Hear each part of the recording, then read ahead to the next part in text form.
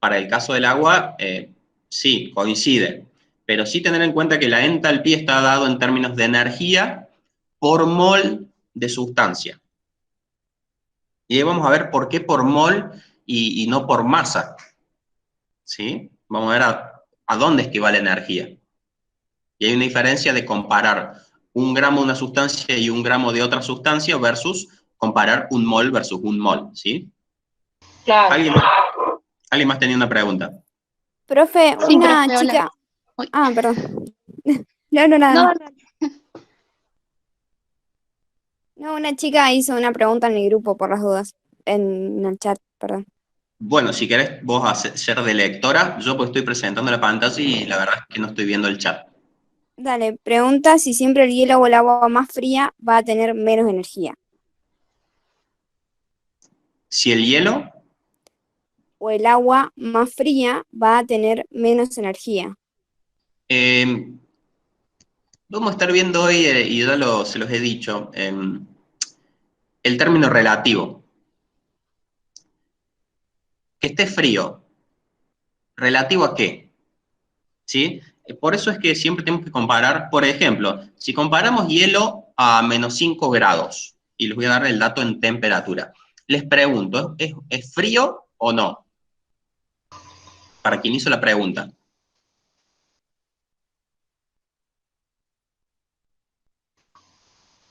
-5 grados es frío. Y si lo comparo con Siberia, que hacen -30 grados, yo te diría que es muy cálido. ¿Sí? Entonces, ese es el punto en el cual ustedes tienen que ponerse en perspectiva, decir, bueno, no juzgar si es o no algo, frío, calor, grande, chico, sino decir, bueno, comparar un estado inicial con un estado final. ¿Sí? Yo puedo comparar agua a 50 grados, ¿sí? Que usamos para, no sé, 60 grados, 50 grados que usamos para bañarnos, y puedo decir que es fría respecto al agua que uso para prepararme un té, que está a 90 y pico de grados. ¿Sí? Entonces, cuando yo evalúo un proceso, tengo que evaluar el estado inicial en el que me encuentro y hacia dónde me voy. Hacia acá, hacia acá. No siempre implica cambios de fase. En este caso, el ejemplo está explicitado para cambios de fase, que se vea bien claro, ¿no? Pero sí tener en cuenta que hay cambios en la energía y que, bueno, para pasar de una fase, esto sería un reactivo, ¿no? Visto como ecuación, lo que está a la izquierda es un reactivo, y en función del producto ver qué es lo que pasó en términos energéticos. Puede que se traduzca en temperatura, pero nosotros lo tenemos que evaluar en términos de energía por mol de sustancia. Sí. Profe, una pregunta. Volviendo al ejemplo de Siberia, si yo tengo hielo a una temperatura de -5 grados y hielo a una temperatura de -50 grados, ¿el hielo siempre tiene la misma energía? Qué buena pregunta. ¿Qué cree el resto? Que no. Muy bien. No. ¿Sí? Muy bien. Como les digo, la temperatura es un reflejo de la energía que tiene una sustancia por mol de esa sustancia.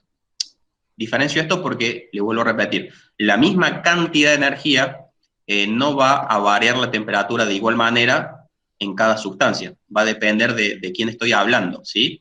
Te voy a dar un ejemplo. Nosotros prendemos la cocina, ¿sí? Y la dejamos 1 minuto.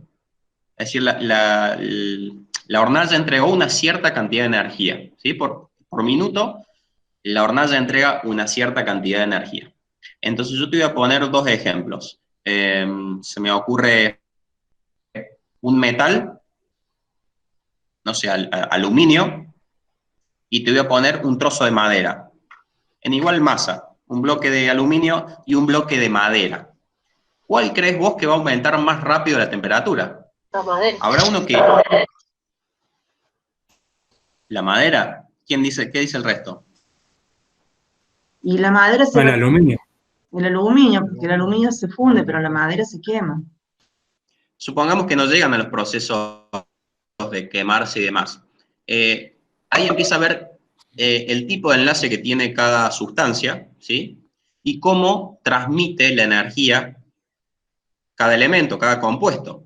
Entonces, para el ejemplo que les di, la idea es que el aluminio o los metales se calientan muy rápido y se enfrían muy rápido. ¿Esto qué quiere decir? Por la conducción. Que exactamente, los metales, al tener poder de conducción, eso me implica que ante una misma unidad de energía, su temperatura, ¿qué hace? Pega un salto. Entonces, en el caso de los metales, necesitan poca energía para aumentar un punto su temperatura.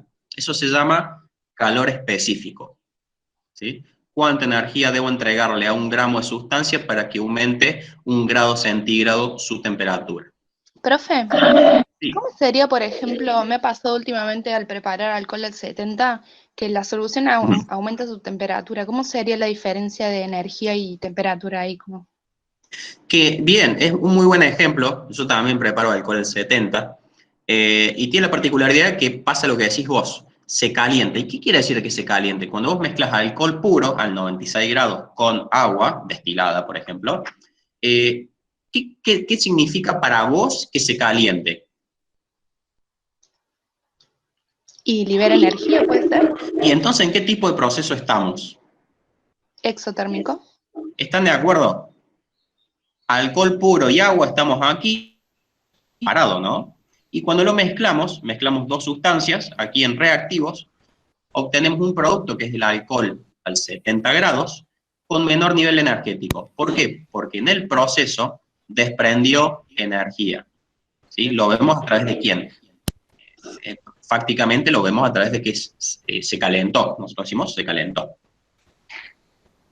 ¿Sí? Claro. Profe, Sí. en el caso de, no sé si conoce el carburo, que le tiramos agua a las piedras de carburo, que Sí, también sabe liberar energía, o sea, de alta temperatura. sí, Tendría que ser un proceso exotérmico también, ¿no? tal cual. Sí, sí. Fíjense, les voy a dar otro ejemplo, así nos va quedando claro, y este es inverso, digamos, es opuesto. A una madera cuando vamos a hacer un asado.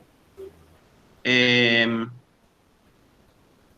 tipo de proceso es cuando se está quemando? Combustión. Es una combustión.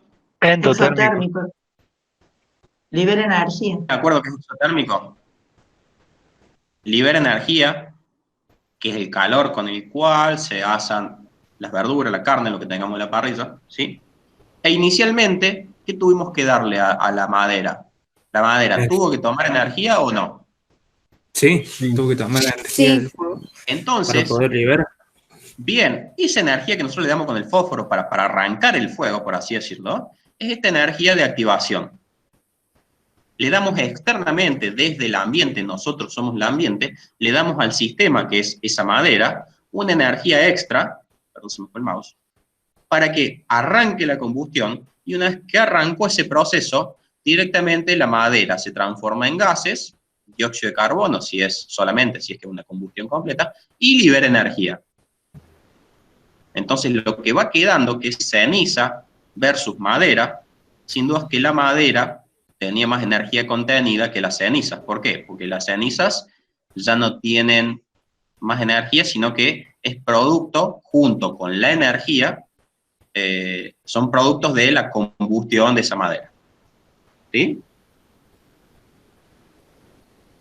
Y tienen un ejemplo de la energía de activación que necesitan para desencadenar un proceso y que después se produzca solo, digamos. O sea, quiere decir que liberó tanta energía que ya no tuvo para seguir prendiendo, digamos. Exacto. ¿Por qué? Porque ya vamos a ver la diferencia, y tengan ahora presente esto que les voy a decir, la diferencia entre la madera y la ceniza. ¿Sí? Vamos a suponer 1 gramo de madera y 1 gramo de ceniza. Ténganlo presente y ahí lo vemos en el cuadro. ¿Sí? Miren este cuadro.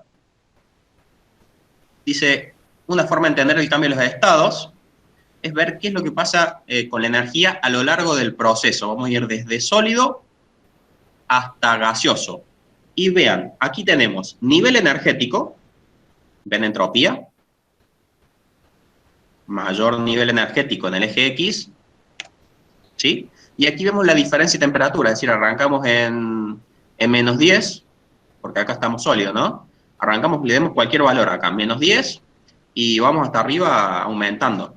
¿Todos ven el gráfico? Sí, profe. Sí, profe. Bien. Sí, se ve. Sí, profe. Entonces vamos a partir con el hielo de Siberia a menos 50. ¿Qué pasa si le empezamos a dar energía al hielo? ¿A dónde va esa energía? Aquí tenemos... Al miren, medio. Al ambiente. Atmósfera. Sí, al ambiente. perdón, si nosotros le damos energía, esto que yo os digo, ¿qué pasa si le damos energía al hielo?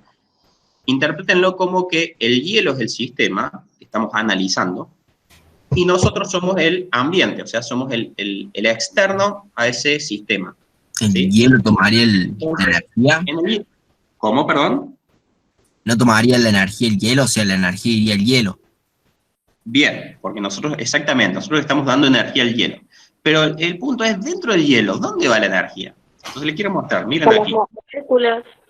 Son moléculas de agua, 2H con un O, todas unidas entre sí. Los enlaces. Y forman lo que se llama la red cristalina. ¿Ven que hay mucho espacio acá entre las moléculas? ¿Sí? Ese tipo de disposición de las moléculas de agua en el estado sólido hacen que la misma masa del estado sólido tenga mayor volumen que la masa de agua líquida.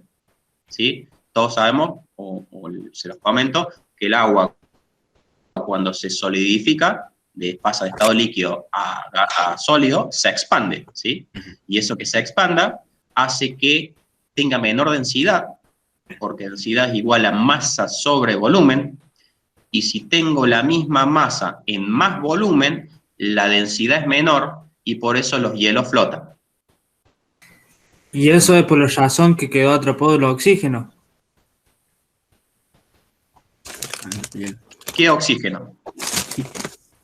Digamos, al ser más denso que el líquido, es porque quedó atrapado en ese sólido el oxígeno. Miren, acá estamos hablando solo de moléculas de agua. O sea, el agua es H2O, un montón agrupado de moléculas, y no hay otra molécula más. Por ejemplo, vos me decís oxígeno como gas. Es porque esas O el moléculas... oxígeno del agua, decimos.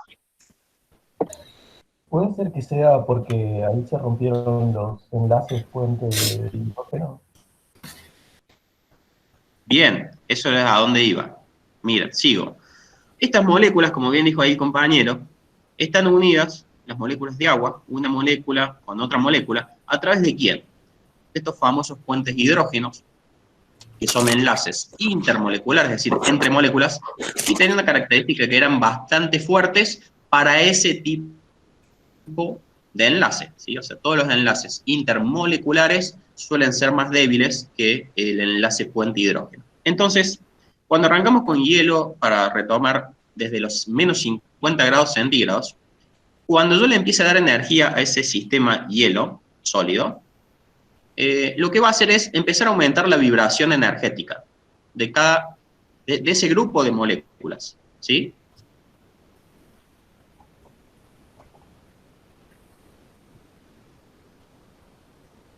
Se me cortó.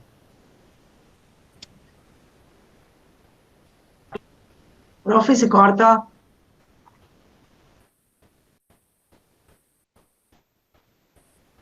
Se ve reflejada más vibración de moléculas, a pesar de que estén unidas todavía. Profe, se ha cortado. Se cortó, profe. Bueno. Sí, estoy con... Bueno, ¿ahí me escuchan? Sí. Bien, retomo. Decíamos que si le damos energía, esa energía nos interesa ver dónde es que va, y va a los enlaces, ¿sí? Sí, a pesar de que no se rompan, esos enlaces empiezan a vibrar cada vez más, y eso es energía cinética, y esa energía se traduce en aumentos de temperatura. ¿Sí? Entonces, empieza a aumentar de menos 50, menos 30, menos 10 grados. ¿Hasta cuándo? Hasta que llega a 0 grados.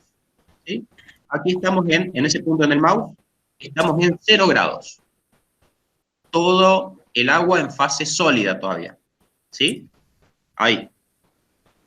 Ahora, cada energía extra que le demos al sistema va a lograr romper un enlace. Ven que acá hay moléculas. Esta molécula, por ejemplo, está ya suelta.